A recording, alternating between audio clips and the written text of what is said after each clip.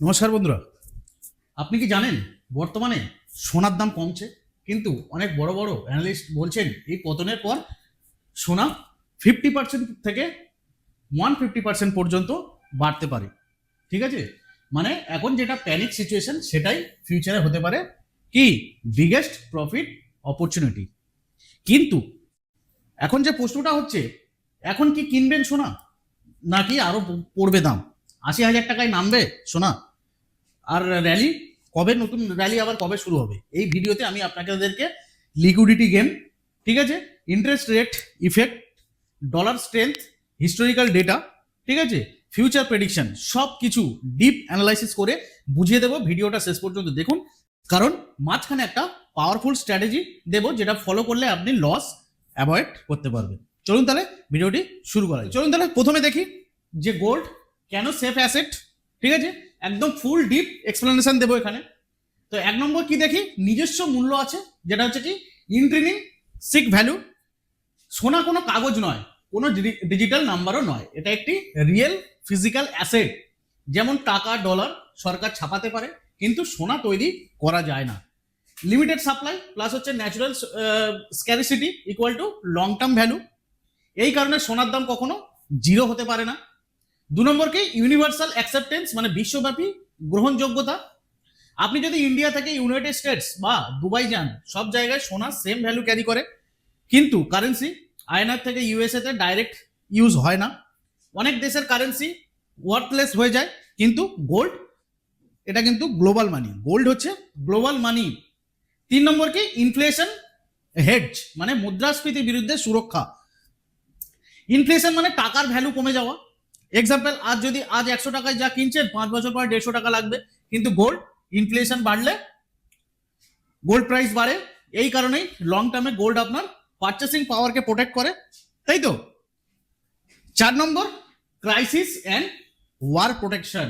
যখন ক্রাইসিস হয়, মানে যুদ্ধ, রিসেশন, ইকোনমিক কোলাপস, তখন মানুষ রিস্ক অ্যাসেট, মানে যেগুলোকে আমরা রিস্ক অ্যাসেট কোনগুলোকে বলি, স্টক, ক্রিপ্টো, এগুলো ছেড়ে সেফ অ্যাসেটে যায়। ঠিক আছে, এই সময় গোল্ড ডিমান্ড কিন্তু বাড়ে।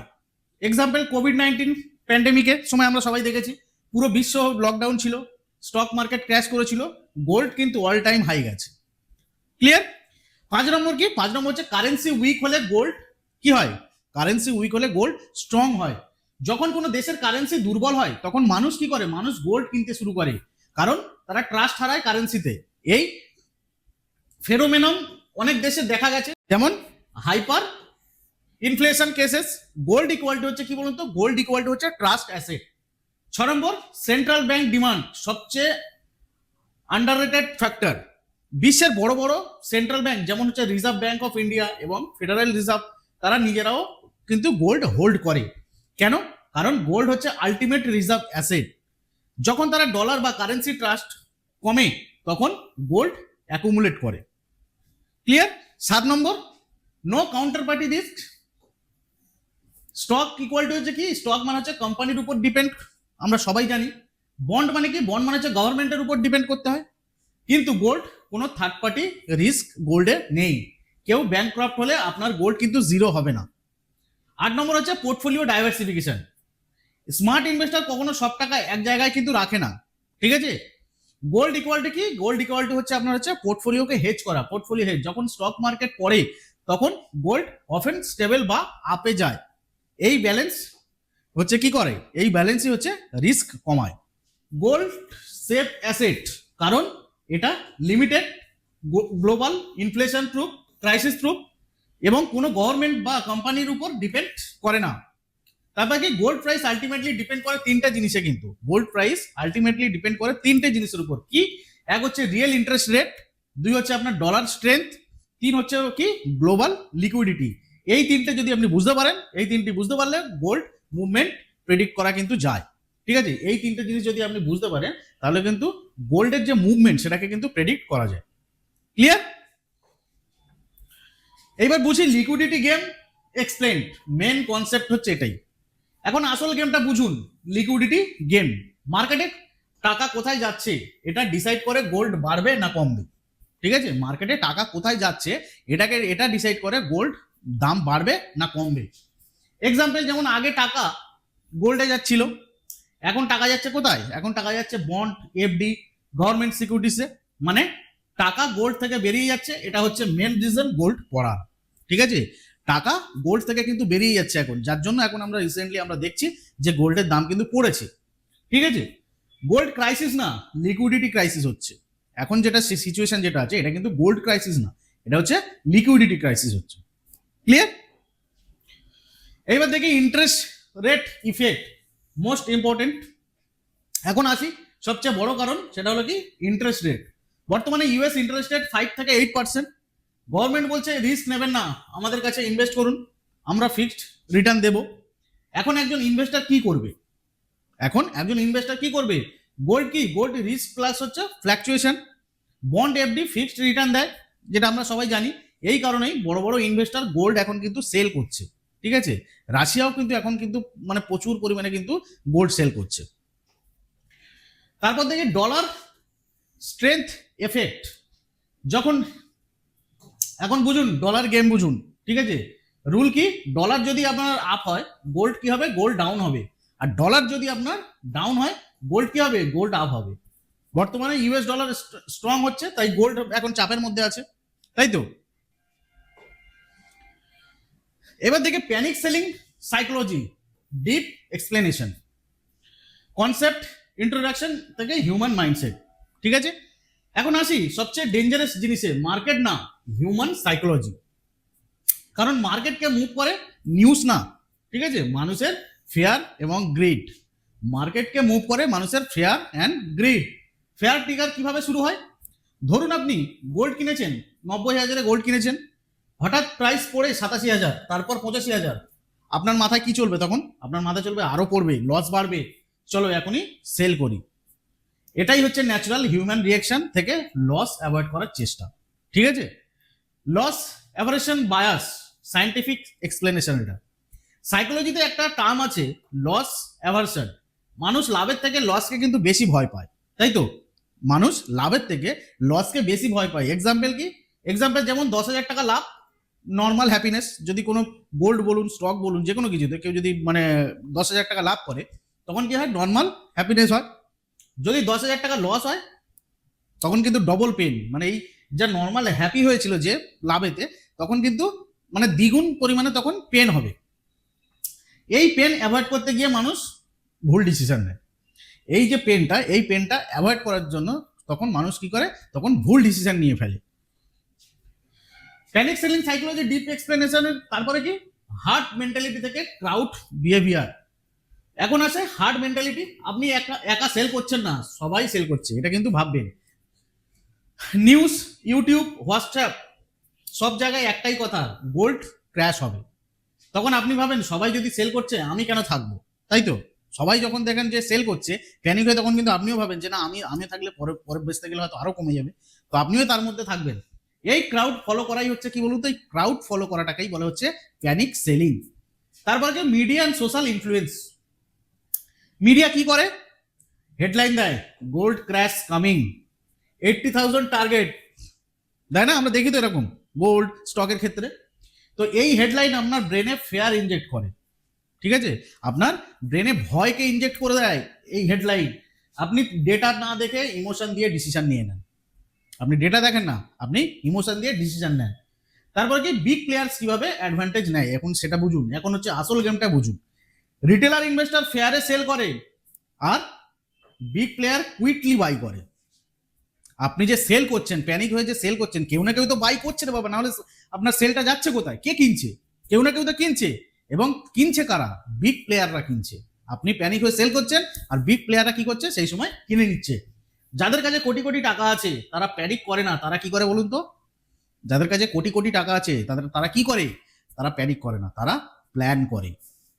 মার্কেট ডাউন ইকুয়াল টু তাদের জন্য কি? তাদের জন্য ডিসকাউন্ট। এখনো যেরকম মার্কেট ডাউন চলছে না, stock market, mutual fund down চলছে, তো এখন হচ্ছে মার্কেটে ডিসকাউন্ট চলছে। এখন ভালো ভালো স্টক ডিসকাউন্ট চলছে এখন। ঠিক আছে, মিউচুয়াল ফান্ডে ন্যাব এখন ডিসকাউন্ট প্রাইসে চলছে।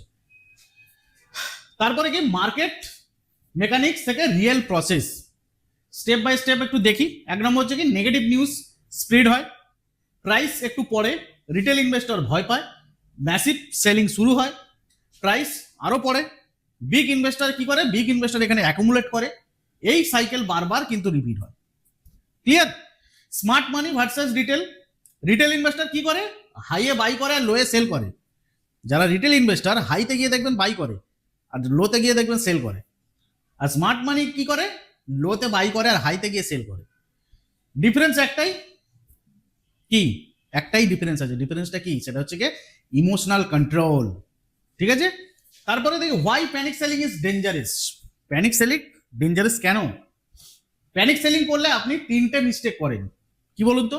এক হচ্ছে আপনার লস লক করে ফেলেন, দুই হচ্ছে ফিউচার র্যালি আপনি মিস করেন, তিন হচ্ছে রং টাইমিং হ্যাবিট তৈরি হয়। মার্কেট রিকভার করলেই রিগ্রেট শুরু হয়, আর একটু ওয়েট করলে প্রফিট হতো। মার্কেট যখন বাড়তে শুরু করবে তখন আপনি নিজের মনে আফসোস করেন বা রিগ্রেট করেন যে আরেকটু যদি ওয়েট করতাম ভালো হতো, না সেল করি, তাই তো? তারপরে রিয়েল লাইফ স্যাম্পল এক্সাম্পল, ধরুন আপনি 90,000-এ গোল্ড কিনলেন, প্রাইস পড়ে 82,000-এ, আপনি সেল করলেন, 6 মাস পরে প্রাইস গেল 1,00,000 টাকা। এখন এখন loss booked, profit miss, confidence loss. Clear? এবার একটু দেখি pro investor mindset. Smart investor কি ভাবে, প্রাইস পড়ছে মানে চিপ হচ্ছে। স্মার্ট ইনভেস্টার যারা, তারা ভাবে প্রাইস এখন পড়ছে মানে এখন চিপ হচ্ছে, ফেয়ার থেকে অপরচুনিটি আসছে। ঠিক আছে? অ্যাকশনেবল স্ট্র্যাটেজি কি হবে, প্যানিক অ্যাভয়েড করতে 4টা রুল ফলো করুন। ঠিক আছে? প্যানিক সেলিং বন্ধ করতে 4টা রুল ফলো করুন। ঠিক আছে? 1 নম্বর হচ্ছে কি, 1 নম্বর হচ্ছে আপনার একেবারে ইনভেস্ট করবেন না, এসআইপি মোডে ইনভেস্ট করুন। 2 নম্বর কি, 2 নম্বর হচ্ছে এমার্জেন্সি ফান্ড রাখুন। 3 নম্বর হচ্ছে নিউজ কম দেখুন, নিউজ দেখলেও সেই নিউজের প্রতি অতটা মানে রিয়াক্ট করবেন না। 4 নম্বর কি, 4 নম্বর হচ্ছে লং টার্ম ভিউ রাখুন। সবসময় যে স্টক বলুন, গোল্ড বলুন আর আপনার মিউচুয়াল ফান্ড বলুন, লং টার্ম মানে আপনার যে ভিউটা লং টার্ম ভাবুন, শর্ট টার্ম ভাববেন না। শর্ট টার্মে মার্কেট এদিক ওদিক হতেই পারে।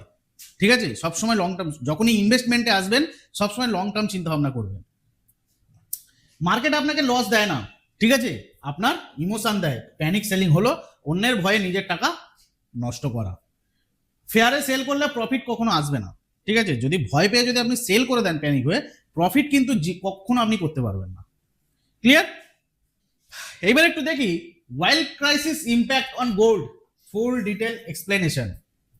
আপনি ভাবছেন তেলের দাম বাড়লে গোল্ড কেন পড়ে, আপনি ভাবছেন হয়তো যে তেলের দাম বাড়লে গোল্ড কেন পড়ে। এটাই মার্কেটের হিডেন কানেকশন, যেটা 90% মানুষ কি বলুন তো বোঝে না। ওয়াইল কেন এত ইম্পর্টেন্ট, প্রথমে বুঝুন। ওয়াইল শুধু কিন্তু ফুয়েল না, ওয়াইল ইকুয়াল টু আপনার কি transportation, manufacturing, supply chain, electricity কিছু দেশে, মানে পুরো গ্লোবাল ইকোনমি ওয়াইলের উপর কিন্তু ডিপেন্ডেন্ট। এখন আমরা বুঝতে পারছি তো যে হরমুজ প্রণালী নিয়ে কি হচ্ছে, হরমুজ প্রণালী দিয়ে মানে ক্রুড অয়েল আসতে দিচ্ছে না, গ্যাস আসতে দিচ্ছে না, কি অবস্থা হচ্ছে চারধারে প্রতিটা দেশে, তাই তো? বুঝতে পারছি তো? তাহলে এখানেই বোঝা যায় যে ওয়াইল ইম্প্যাক্ট কতটা মানে একটা ইকোনমির মানে উপর ডিপেন্ড করে। ঠিক আছে? ইকোনমি কতটা ওয়াইলের উপর ডিপেন্ড করে সেটা আমরা এখন কিন্তু ভালোভাবে বুঝতে পারছি। এটা কিন্তু অনেকের কাছেই আগে মানে অজানা ছিল। আগে কিন্তু কেউ এই হরমুজ নিয়ে কেউ কিন্তু এত মাথা ব্যথা করেনি। কোথায় থেকে গ্যাস আসছে, কোথায় থেকে তেল আসছে, আমরা কিন্তু আগে কিন্তু অত খোঁজ খবর কিছু নিতাম না বা জানতাম না। আর এখন প্রতিদিন আমরা কেউ মানে ম্যাক্সিমাম লোক খবরের পাতায় বলুন আর মোবাইলের স্ক্রিনে বলুন শুধু এই নিউজটাই দেখতে যায় যে হরমুজ প্রণালী থেকে মানে ওটা কি ঠিকঠাক আছে, হরমুজ প্রণালী কি ইরান কি ট্যাঙ্কার আসতে দিচ্ছে, তেলবাহী জাহাজ কি আসতে দিচ্ছে। আমরা এটাই এখন সবসময় আমাদের মেন ফোকাস এখন এটার উপরেই আছে, তাই তো? ওয়াইল্ড ক্রাইসিস কিভাবে শুরু হয়? ওয়াইল্ড ক্রাইসিস সাধারণত হয় যখন যুদ্ধ, যেমন এখন চলছে, ঠিক আছে, এখন কদিন বন্ধ আছে সিজফায়ারের জন্য, যুদ্ধ, geopolitical tension, supply disruption. Example 1973 সালে ওয়াইল্ড ক্রাইসিস, তখন ওয়াইল্ড সাপ্লাই কমে যায় আর দাম হঠাৎ করে কিন্তু বেড়ে যায়। আচ্ছা, ওয়াইল্ড প্রাইস বাড়লে কি হয়? ওয়াইল্ড প্রাইস বাড়লে স্টেপ বাই স্টেপ বুঝুন। কিন্তু ওয়াইল্ড প্রাইস যদি আপনার মানে উপরে যায়, ট্রান্সপোর্টেশন কস্ট আপনার বাড়বে, সব জিনিসের দাম বাড়বে, তাই তো? ইনফ্লেশনও কিন্তু বাড়বে, মানে ইকোনমিতে কিন্তু কি হবে, ইকোনমিতে একটা প্রেসার তৈরি হবে, তাই তো? ওয়াইলের দাম একটু আগেই বললাম আমি যে ওয়াইলের উপর, ওয়াইল্ড ক্রাইসিসের উপর কিন্তু ইকোনমি কিন্তু ডিপেন্ড করছে। তো ওয়াইল্ড প্রাইস যদি বাড়ে আপনার এই সব জিনিসের কিন্তু দাম বাড়বে। ক্লিয়ার? এবার দেখি ইনভেস্টর বিহেভিয়ার শিফট। এখন আসল ইম্প্যাক্ট ইনভেস্টর কি করে, ঠিক আছে, যেখানে বেশি রিটার্ন বা অপরচুনিটি সেখানে টাকা শিফট করে। ওয়াইল ক্রাইসিস হলে এনার্জি সেক্টরে আপনার কি হবে, বুমিং হবে। ওয়াইল কোম্পানি প্রফিট করছে, তখন ইনভেস্টাররা গোল্ড ছেড়ে কি করে, গোল্ড ছেড়ে তখন অয়েল এনার্জি সেক্টরে তখন ইনভেস্ট করে। লিকুইডিটি শিফট মেন গেম এখানেই, এটাই লিকুইডিটি শিফট, মানি ফ্লো চেঞ্জ হয়। আগে গোল্ড, এখন অয়েল এনার্জি কমোডিটিস, এই কারণেই গোল্ড ডিমান্ড কিন্তু কমে আর গোল্ডের প্রাইসও পড়ে যায়। ক্লিয়ার? এবার দেখি central bank and policy reaction. Oil price বাড়লে সেন্ট্রাল ব্যাংক কি করে, ইন্টারেস্ট রেট বাড়ায় ইনফ্লেশন কন্ট্রোল করতে। ঠিক আছে, ইন্টারেস্ট রেট বাড়িয়ে দেয় ইনফ্লেশনকে কন্ট্রোল করতে। ইন্টারেস্ট রেট বাড়লে কি হবে, gold unattractive, bond FD attractive হবে। এটা ডাবল প্রেসার দেয় গোল্ডের উপর। Short term versus long term impact কি, এখানে একটা ইম্পর্টেন্ট টুইস্ট আছে কিন্তু। শর্ট টার্ম গোল্ড পরে ইনভেস্টার শিফট করে, লং টার্ম ইনফ্লেশন আনকন্ট্রোলড হয়ে যায় এবং ইকোনমি কি হয়, উইক হয়। ট্রাস্ট কমে যায় কারেন্সিতে, তখন আবার গোল্ডে মানি ফিরে আসে এবং শুরু হয় কিন্তু তখন আবার শুরু হবে গোল্ডের র্যালি, যেটা আমরা কিছুদিন আগে গোল্ডের র্যালি আমরা দেখে নিয়েছি, তাই তো? আবার যে আসবে না তার কোনো কিন্তু মানে নেই, আবার আসতেও পারে গোল্ডের র্যালি। এবার দেখি সিম্পল লজিক সামারি।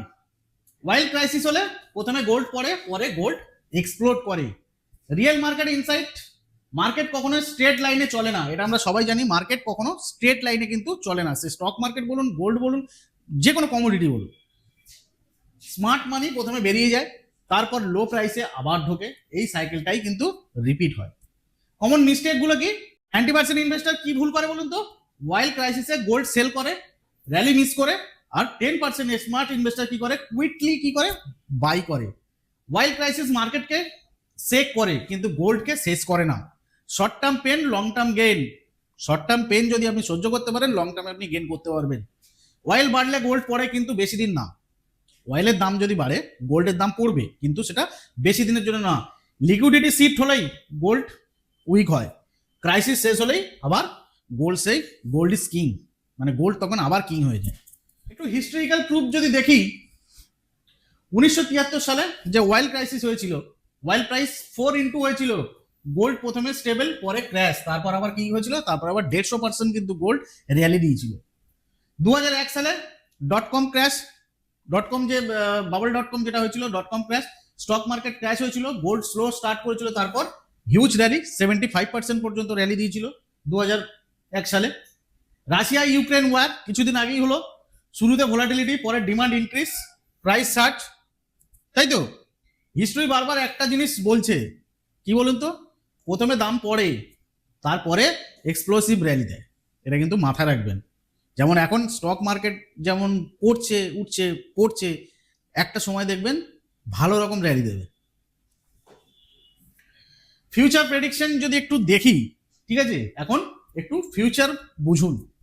কি ফ্যাক্টর, ইউএস ডেপ্থ, বর্তমানে ইউএস ডেপ্থ 34 থেকে 36 ট্রিলিয়ন ডলার। এই ডেপ্থ মেনটেন করতে গেলে ইন্টারেস্ট রেট কমাতে হবে, আর যখন ইন্টারেস্ট রেট কমবে বন্ড অ্যাট্রাকটিভ থাকবে না টাকা, তখন কি হবে, টাকা তখন গোল্ডে ঢুকবে, আর তখনই শুরু হবে গোল্ড র্যালি। প্রেডিকশন যদি বলি, শর্ট টার্ম ডাউন সাইডওয়েজ, ঠিক আছে, মিড টার্মে স্ট্রং র্যালি, আর লং টার্মে নিউ হাই, ঠিক আছে? তাহলে আপনার কি মনে হয়, গোল্ড কি 80,000-এ যাবে, নাকি এখান থেকেই র্যালি? আপনি কি গোল্ডে ইটিএফে ইনভেস্ট করছেন? কমেন্ট করে অবশ্যই জানাবেন। ডিসক্লেমার, এই ভিডিওটি শুধুমাত্র সাধারণ তথ্য শিক্ষামূলক উদ্দেশ্যে তৈরি করা হয়েছে। এখানে উপস্থাপিত কোনো বিষয় ব্যক্তিগত বিনিয়োগ পরামর্শ, সুপারিশ বা অফার নয়। মিউচুয়াল ফান্ড ও অন্যান্য বাজার ভিত্তিক বিনিয়োগ বাজার ঝুঁকি থাকে এবং মূলধন ক্ষতির সম্ভাবনা রয়েছে। অতীতের রিটার্ন ভবিষ্যতের ফলাফলের নিশ্চয়তা দেয় না। বিনিয়োগ সংক্রান্ত যে কোনো সিদ্ধান্ত নেওয়ার আগে নিজের আর্থিক লক্ষ্য, ঝুঁকি গ্রহণ ক্ষমতা বিবেচনা করুন এবং প্রয়োজনে সেবি রেজিস্টার্ড ফিনান্সিয়াল অ্যাডভাইজারের সঙ্গে পরামর্শ করুন। তো এই ছিল আজকের ভিডিওটি কেমন লাগলো, আপনাদের অ্যানালাইসিসগুলো কেমন লাগলো কমেন্ট করে জানাবেন কেমন লেগেছে। আর ভিডিও যদি আপনাদের সত্যিই ভালো লেগে থাকে অবশ্যই একটা লাইক করবেন, কমেন্ট করবেন, প্রচুর শেয়ার করবেন। আর আমাদের চ্যানেলটিতে যদি আপনারা নতুন এসে থাকেন, চ্যানেলটিকে অবশ্যই সাবস্ক্রাইব করে বেল আইকনটিতে ক্লিক করে দেবেন, এরকমই হেল্পফুল গুরুত্বপূর্ণ ভিডিও আমাদের চ্যানেলে পাওয়ার জন্য। দেখা হচ্ছে তাহলে এরকমই কোনো পরবর্তী হেল্পফুল এবং গুরুত্বপূর্ণ কোনো ভিডিওতে। সবাই ভালো থাকবেন, সুস্থ থাকবেন, নমস্কার।